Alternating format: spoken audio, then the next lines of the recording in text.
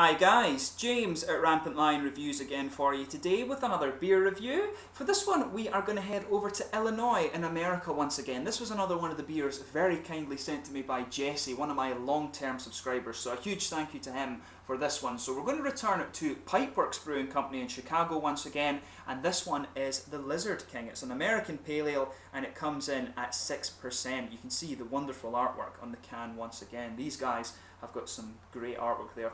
Very rare that you'll find anything better than that on a can actually. But this beer is very highly rated. It's rated at 99 overall and 95 within the style on Rate Beer, so it should be a pretty damn good one. And Jesse told me that this one is better than the Blood of the Unicorn, so I'm really excited to see what this guy is all about. He says this is a very good session beer, so dude, huge thank you for sending this beer to me. I hope you enjoy the review. But anyway, as is usual with my reviews then, I'll tell you a little bit about the brewery. All the usual links are in the description below. The brewery website, the link to my other Pipeworks reviews, and all the usual social media, so make sure you check those out. If you want to see more beer reviews, do subscribe to the channel, and as always, to those of you watching in the States, please do get in touch and let me know some of the other American beers and breweries that you guys would like to see me review, and hopefully I can make some videos for those for you as well. But anyway, to tell you about Pipeworks Brewing Company, as I mentioned to you, these guys are based in Chicago in Illinois, and they were founded back in 2012 by BJ Oslin and Garrett Lewis. And the two men were actually home brewers, and they met when they worked together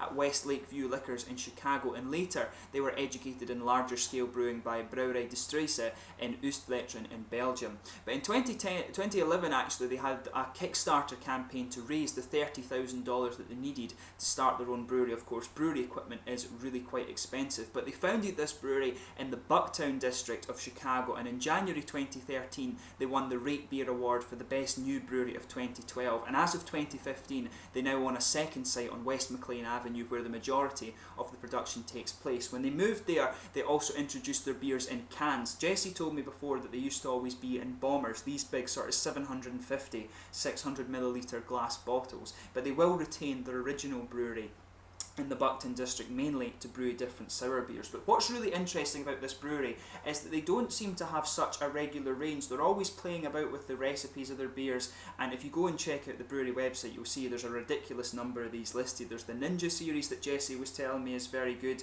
There's the regular can range, I think, as well. So this is them starting to have a regular range. So in the cans they have the Ninja versus Unicorn, which you'll see me review later, the Blood of the Unicorn, which was the first one I reviewed for you, Warbird, this guy here, the Lizard King, Close Encounter, which is a stout, Glaucus, which is a Belgian IPA, and also Lil Citra as well. So you are starting to see a kind of core range developing from these guys, but most of their beers are very experimental and one-off brews. So it's a very exciting brewery to follow actually, so make sure you try some of these Pipeworks Brewing Company beers if you get the chance. I'm not sure how widely distributed they are outside of Illinois. I think they are a very local operation at the moment, but they do have a bit of a cult following and they are very highly rated. So yeah, make sure that you check out some of the Pipeworks Brewing Company beers. But that's enough about the brewery. Let's actually get on to the tasting of this one. So this one is a 6% American Pale Ale, as I mentioned to you. It's hopped with Mosaic, and I did see on Rate Beer that the other, I'm not sure if it's this version as well, but I did see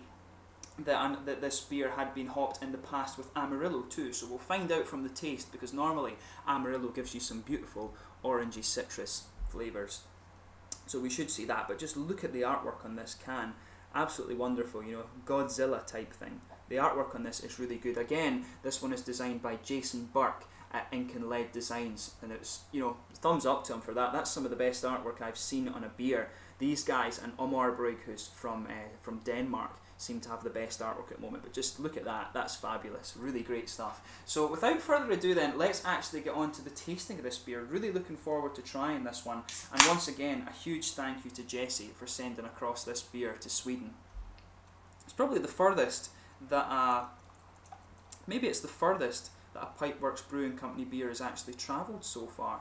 I'd be interested to know about that, so if you do know of any Pipeworks Brewing Company beers travelling further than to a Scotsman in Sweden, then do let me know. It'd be interesting to hear about that. But yeah, as you can see, this beer is poured exactly as you would expect an APA to. It's a bright orangey amber colour. Not sure how well you can see that in light. I'll just bring it a bit closer to you, but if I hold it in front of the light, it's a very bright yellow colour. I think because I'm filming in natural light, it's a bit difficult. Maybe you can see the colour there a bit better as I move it over to this guy, but it looks very, very nice. There's a solid finger of a frothy white head on this one. You can see there's some big bubbles sticking towards the side of the glass, but quite a few little ones just going up towards the bottom of the head there. This looks like an absolutely beautiful beer, this one. So let's have a look at the aroma then. Oh yeah. There's some nice tropical fruit aromas coming out of this one. There is a good bit of citrusy character as well. Yeah, some nice citrusy orange character coming out of this one. But there's a good bit of tropical fruit in there too. When you sugar it up actually, you start to get more of the malty character coming out of the beer. There's a bit of biscuity, slightly caramelly sweetness coming out of it. But mainly, it's a nice kind of bready, pale bready malt that's coming out of the malt base here. There's definitely some nice juicy oranges in here. You can get a bit of the tropical fruit as well. A little bit of grapefruit I would say, but there are some juicier elements like sort of mangoes or something like that. Mangoes, maybe apricot. Something like that. There's these juicier tropical fruits in this one, but underneath, like I say, a nice kind of bready malt base in this. You can smell some of the grassy and leafy hops out of this one. Maybe slightly floral as well, but it's got a nice sweet underlying malt base to this, so it smells very, very nice. Yeah, just take a little bit of time and take in the aroma of these beers. Pipeworks have some excellent aromas on their stuff, so I would recommend just taking a little bit of time and trying that for yourself. But without further ado then, let's get stuck into this beer. So this is the Lizard King, a 6% American Pale Ale from Pipeworks Brewing Company in Chicago, Illinois. Once again, a huge thank you to Jesse Holden for sending this beer to Sweden for me. Skål.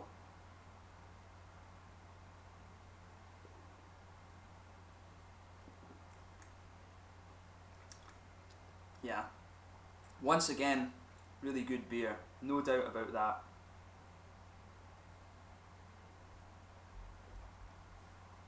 I can see what he meant as well. This is definitely a nice session beer, this one. Really, really good stuff actually. Oh, it just looks beautiful, doesn't it?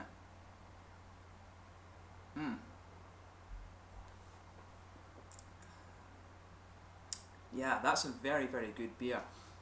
I have to admit, in the middle of the palate where the malt base usually comes out, I'm not picking up these biscuity elements that usually came out. This one definitely has more of a bready malt base, and in the aftertaste, the first thing you're going to notice, this beer is pretty dry actually. It's not the driest I've come across right enough, but there's a good hoppy, dry, bitter character to this one. It's very, very nice. Straight off the bat, you can see why this beer is so highly rated, and it fully deserves it.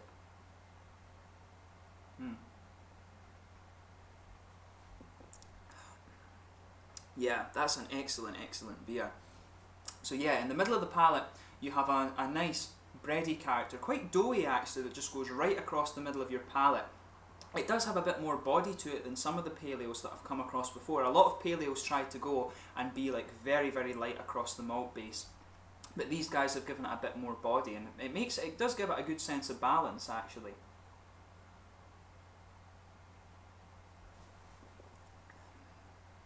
But yeah, this is a really, really nice beer actually. So around the back sides of the palate, at the back corner of the palate, the hoppy character is very smooth. There's a bit of floral aromaticity, maybe even just a little touch of a kind of smooth, earthy character, but that's very, very minimal. The hops do lean far more towards the floral aromatic things that you would expect, sort of Northwest American hops.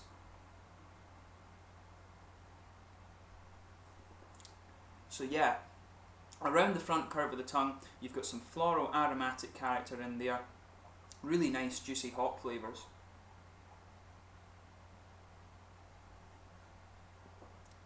But yeah, it's a really nice beer. Just behind the front curve of the tongue too, there's some juicy there's some juicy fruity character there. I'm saying floral character, but the floral character is on the edges of the palate. At the front corners of the tongue, you can detect that floral character, and it becomes smooth just around the front curve of the tongue.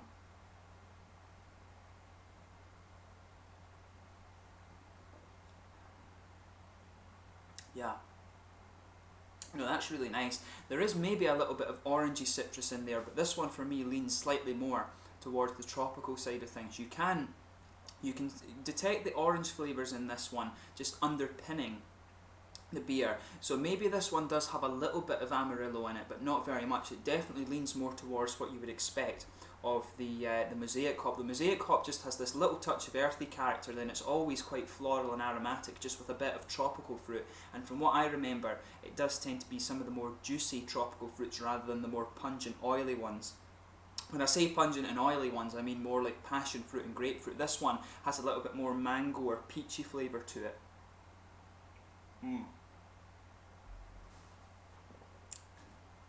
Yeah, I think it's fair to say that. This beer does have a bit of juicy orangey citrus to it, just behind that front curve of the tongue of course, but then there's a little bit of sort of peachy flavour, lychees, something like that, and a bit of maybe just mango I think as well. The mango and orangey citrus are just going together really quite well.